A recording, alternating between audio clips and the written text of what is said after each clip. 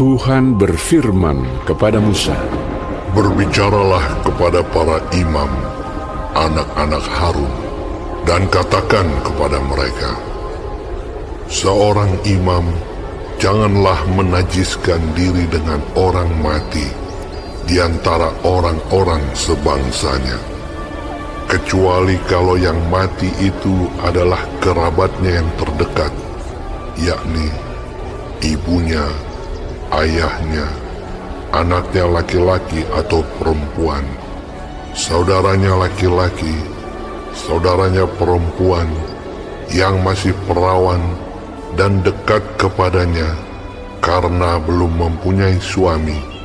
Dengan mereka itu bolehlah ia menajiskan diri. Sebagai suami, janganlah ia menajiskan diri di antara orang-orang sebangsanya, dan dengan demikian melanggar kekudusannya.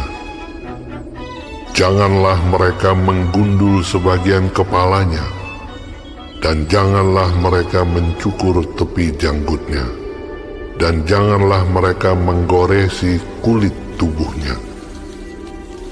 Mereka itu harus kudus bagi Allahnya, dan janganlah mereka melanggar kekudusan nama Allahnya, karena merekalah yang mempersembahkan segala korban api-apian Tuhan, santapan Allah mereka, dan karena itu haruslah mereka kudus. Janganlah mereka mengambil seorang perempuan sundal atau perempuan yang sudah dirusak kesuciannya, atau seorang perempuan yang telah diceraikan oleh suaminya, karena imam itu kudus bagi Allahnya. Dan kamu harus menganggap dia kudus, karena dialah yang mempersembahkan santapan Allahmu.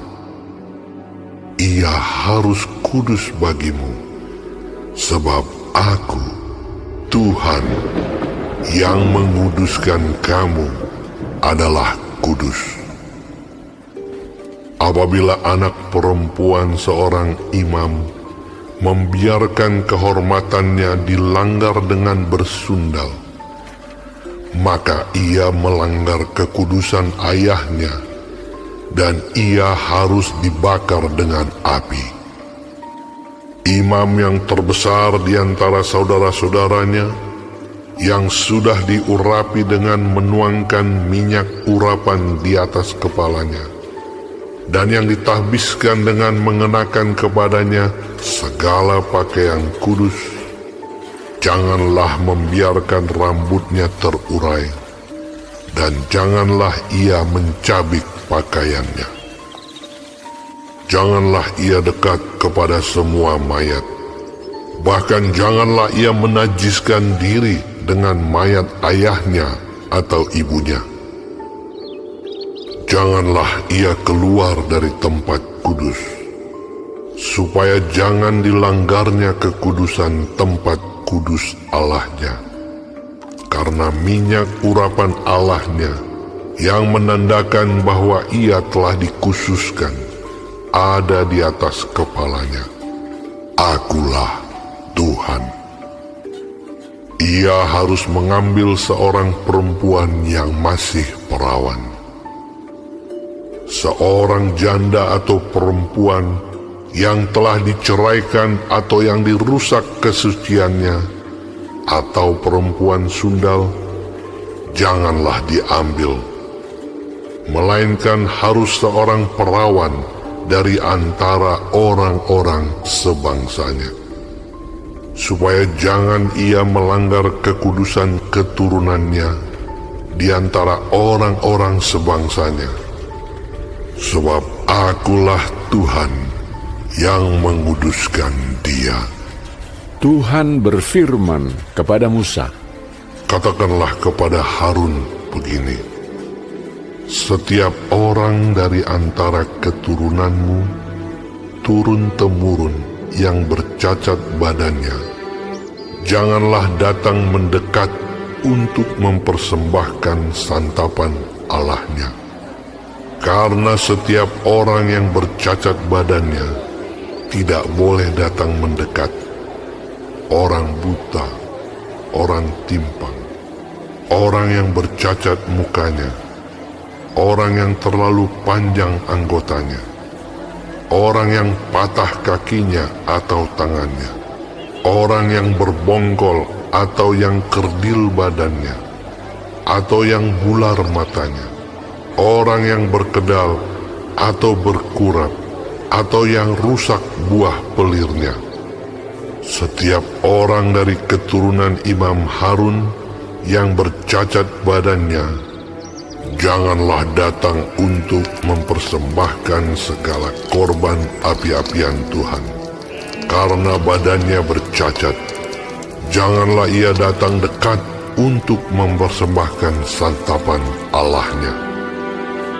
Mengenai santapan Allahnya, baik persembahan-persembahan maha kudus maupun persembahan-persembahan kudus boleh dimakannya. Hanya janganlah ia datang sampai ke tabir, dan janganlah ia datang ke mezbah, karena badannya bercacat, supaya jangan dilanggarnya kekudusan seluruh tempat kudusku, sebab Akulah Tuhan yang menguduskan mereka. Demikianlah Musa menyampaikan firman itu kepada Harun serta anak-anaknya dan kepada semua orang Israel. Shalom semua jemaat Tuhan. Kembali kita di dalam pendalaman Alkitab Clear Sight. Sekarang kita sudah memasuki kitab Imamat 21. Tuhan Yesus memberkati. Di dalam ayat 1-24, kudusnya para imam. Para imam ditentukan Tuhan untuk menerima tugas kudus, mempersembahkan santapan Tuhan dan menjaga kekudusan umat Tuhan. Maka mereka dipilih bukan karena lebih suci atau lebih baik dari umat yang lain, tetapi karena penetapan Tuhan. Oleh karena itu, standar kekudusan para imam harus lebih tinggi daripada umat lainnya. Tuhan memberi perintah khusus kepada Musa dan bangsa Israel di ayat 8a, dan kamu harus menganggap dia kudus. Memang yang disebutkan di dalam pasal ini adalah aspek-aspek fisik seperti tidak menajiskan diri dengan menyentuh orang mati dan lain-lain. Peraturan ini lebih dari sekedar aspek fisik, melainkan seluruh aspek kehidupan, termasuk kerohanian kita. Tuhan itu kudus, maka umat Tuhan hendaknya kudus. Tuhan menyertai para imam untuk dapat hidup kudus dengan pertolongannya, jadi bukan hasil usaha para imam. Aturan-aturan ini dibuat bukan untuk memberatkan para imam, tetapi supaya para imam itu menjadi teladan bagi umat yang dilayaninya. Kita pun demikian. Kita dipanggil untuk hidup kudus, untuk memuliakan namanya. Dan kita hidup kudus bukan dengan kekuatan kita, tetapi karena penyertaan Tuhan. Tuhanlah yang akan menyertai dan memampukan kita untuk dapat hidup kudus, berserah kepada bimbingan dan pimpinan Tuhan. Tuhan menginginkan setiap kita pelayan Tuhan untuk memiliki hati yang berserah dan membuka diri baginya. Kekudusan merupakan anugerah Tuhan semata. Dengan kesadaran itu, hendaknya kita terus-menerus menyerahkan setiap aspek kehidupan kita untuk Tuhan.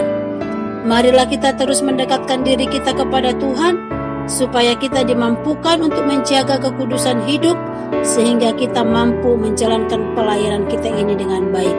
Amin. Tuhan Yesus memberkati.